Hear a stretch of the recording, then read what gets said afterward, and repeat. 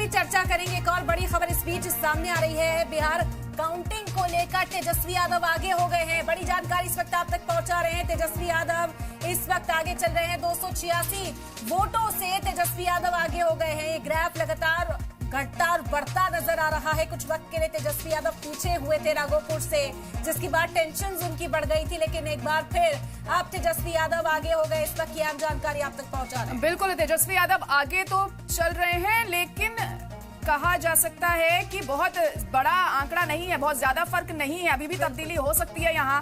और अब सीधे न्यूज रूम में चलते हैं। हमारी साथी सहबा इस वक्त जुड़ चुकी है वहां से। सहबा, अभी क्या कुछ रुझानों में देखने को मिल रहा है? क्या इनपुट्स आपके पास से मिल पा रहे हैं?